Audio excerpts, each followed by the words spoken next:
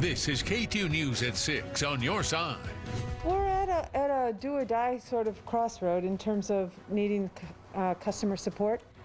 A plea tonight from small businesses this holiday season telling us they need support to keep their doors open.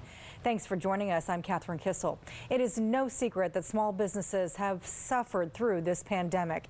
K2's Megan Allison joins us live on Hawthorne tonight. And Megan, what are you hearing from business owners who are getting ready for the months ahead? Catherine, here at Meadows Shoes, they just replaced the windows this week. They faced 4 burglaries over the last few months, waking up on Thanksgiving to find more vandalism across the neighborhood. Adding that to multiple shutdowns, staff here are worried about the future. Stores like Meadows Shoes rely on holiday shopping to get through the year. The owner tells us for 2020, she's just hoping to bring in half the profits they saw in 2019. But this store is facing multiple challenges. Staff tell us while customers were income vulnerable, the storefront stayed boarded up for a month after vandalism. Pam Coben says the constant hurdles make it tough to plan for the future. On top of it, the crime, the violation, the vandalism, it's really a setback. It really kind of gets to your psyche as well, you know, of what's next, what else is ahead of us. Coven says a stimulus package is needed to stay afloat. They are scaling back inventory after the holiday season to prepare for a slow winter. As far as foot traffic now, the owner is happy people are coming in, but tells us the numbers are still low for this time of year. Other small businesses are taking to social media, telling customers without help they could lose their homes while employees lose jobs. We'll have more on their stories coming up tonight at 11. Live in Southeast Portland, Megan Allison, K2 News. Megan, thank you.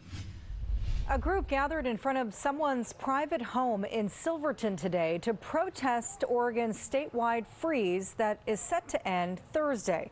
According to a flyer that was circulating on social media, the protest was held in front of an OSHA inspector's home who cited a local gym in Salem.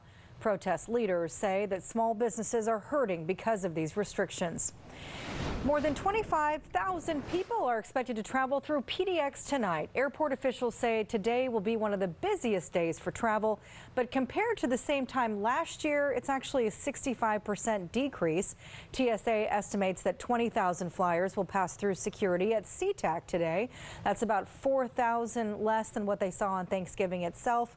Any other year, those would be incredibly low numbers. Travelers say that they're trying to stay as safe as possible. You have to kind of weigh those odds, right, and decide what you're going to do, what you're comfortable with. I came to see my husband. He's stationed in Whidbey Island, and I'm from California. I just have to be careful, just like my mother-in-law reminded me. Meanwhile, on the roads, AAA is forecasting that about 48 million people drove somewhere for the Thanksgiving holiday. That's only 4% difference from last year. A member of the White House coronavirus task force has a stern warning for anyone who may have traveled over the holiday. Dr. Deborah Birx says that if you gathered with family and friends, just assume that you have the virus. She warns not to go near others, especially without a mask, and get tested.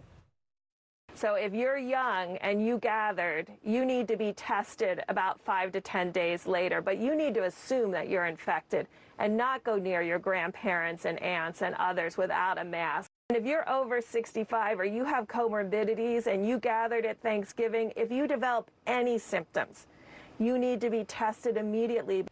In Oregon and Washington, health officials say anyone returning from traveling from out of state should quarantine for 2 weeks. According to the COVID tracking project, the country saw its highest number of hospitalizations yesterday at more than 91,000. In Oregon, there were 539 people hospitalized. That's 10 more than yesterday. More than 100 patients are in intensive care. In Washington state, another 167 people were hospitalized. Health experts say it's only a matter of time before there is a vaccine. But while the country waits, people need to do the right thing. About 20% of all people in the hospital have COVID, so this is a really dangerous time. The light is at the end of the tunnel, but the American people have to do the right things until we get that vaccine widely distributed. Wear a mask, avoid indoor crowded spaces, all the things you know. A CDC advisory committee is holding an emergency meeting this week to determine who will be the first to get the vaccine. And today, the total number of cases in Oregon surpassed 74,000.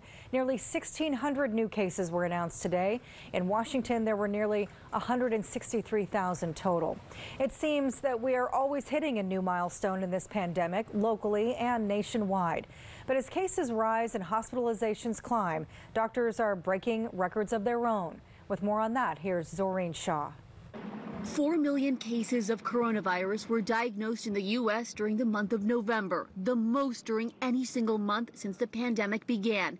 Despite CDC guidelines to avoid travel for the Thanksgiving holiday, it's estimated more than 1 million travelers will pass through the nation's airports Sunday as they head home. Officials fearing that all travel could fuel a rise in cases as we head into Christmas and New Year's. We may see a surge upon a surge. We don't want to frighten people, but that's just the reality. Houston doctor Joseph Verone, who says Thanksgiving was his 252nd consecutive day at work. They come in very, very sick. And when you ask them, how did you get it? Where did you get it?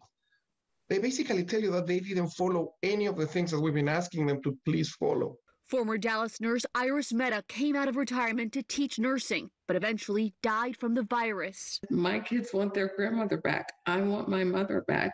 Half of the country seeing record high daily numbers of hospitalizations. A new 3-week stay-at-home order begins Monday in Los Angeles. Restaurants limited to takeout and delivery. Further north, Santa Clara County closing hotels to all but essential travelers and banning contact sports. This pandemic is like a high-speed train, and our projections tell us that we are on target to derail by around the 3rd week of December. New York City public schools, which closed earlier this month amid a rising positivity rate, will begin reopening December 7th. We will have testing that is going to go from monthly in every school to weekly in every school.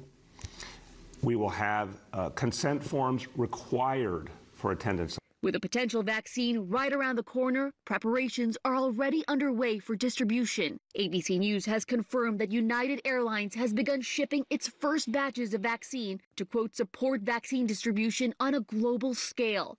And American Airlines says it is conducting trial flights to test vaccine shipment processes. Zoreen Shah, ABC News, Los Angeles. This is new at 6. President-elect Joe Biden will be walking in a boot for several weeks. He left a Delaware hospital tonight with a fractured foot. Biden says that he slipped while he was playing with his dog over the weekend. Doctors say that he should recover just fine.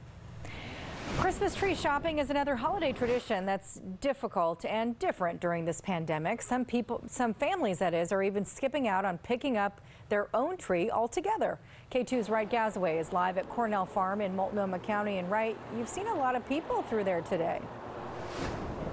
Yeah, they're shutting down for the night, but it was very busy today. Some families say it's just a tradition to come pick out their tree. Others, though, like you said, are taking advantage of a special service out here.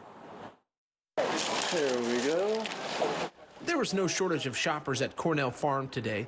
Families big and small came a few days after Thanksgiving to usher in the upcoming holiday.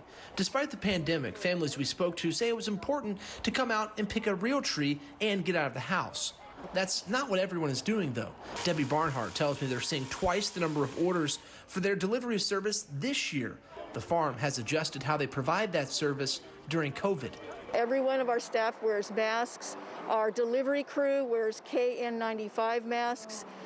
They keep their 6-foot distance. They ask the homeowners to stay away 6 feet and to notify us if anyone in the household is feeling ill. All right, go around.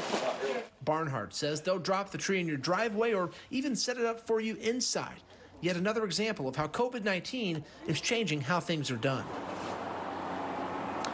Unlike anywhere, staff members and visitors on the grounds here have to wear a mask and keep 6 feet of distance from the nearest group. Barnhart says the outdoor environment here makes that easy. Live in Multnomah County, Wright Gazaway, KATU News. All right, Wright, thank you. In less than 24 hours, Mount Hood Meadows will be open. The ski resort says their sole focus has been to return to winter operations in a safe and responsible manner. That means that they'll be enforcing masks and social distancing, not just for the safety of their guests, but for employees as well. we've made it very clear. Our number one job at Mount Hood Meadows this year is to keep our team healthy, prevent our team from being exposed and getting sick. Because bottom line, if we don't have a team, we can't run a ski area, and that's going to be no good for the guests. The first few days are reserved for season pass holders only, so that is so the resort can steady flow and volume before they add those lift tickets for the day. If you are purchasing a daily lift ticket, you will need to reserve a spot online. KATU's Joe English joins us now with a look at the forecast and looking at the snow totals there. I mean, they're getting snow tonight, right, Joe? And expecting at least a few more inches, if not another half foot or so. We can look at the numbers from Timberline Lodge and Mount Hood Meadows. You see that 43 inches at Meadows. They would like to have 4 feet, 48 inches. And I think we'll get that overnight. It'll be a little colder on the east side of the mountains, so that will be beneficial there, and colder up the upper elevations because of this cold front that's zipping through overnight tonight. Snow in the mountains means rain down below from the coast into northwest Oregon and southwest Washington, even some scattered rain and snow showers east of the Cascades by the end of the day, but then high pressure develops once again. So we get a quick change overnight and then a quick change to back where we have been today with clear skies and sunshine up above us. That front moves through, though. In the tan there along the Washington coast, that's a wind advisory. In the gray, that's an air stagnation advisory. So the wind's going to pick up and it's going to clear those areas out in central Oregon. You see some windy conditions around La Grande as well and down to south central Oregon. It'll be a busy night with gusts of 30, 40 miles an hour in spots, maybe even more than that. We're getting some breezy conditions out of the south and southeast tonight, but we're still seeing some areas of fog. You can see from our standard camera downtown Portland, 44 degrees right now. Here's what you can expect for Monday. Morning rain in the valley and the coast and 3 to 6 inches of snow down to the pass levels and below for Monday. So maybe you're not skiing or snowboarding, you're just driving over the mountains. Be ready for some winter travel. We'll talk about what you can expect the rest of the week coming up in your forecast less than 10 minutes from now. Okay, Joe, we'll see you then. Still ahead on KATU News at 6 with 3 vaccines in the works. Doctors say herd immunity could be sooner than we think. We're going to tell you when. Plus, a new delivery service in Texas is going further than their competition, how they're helping local businesses. And next, a controversial ruling on transgender athletes, why the ACLU says it's bad for all women no matter how they identify.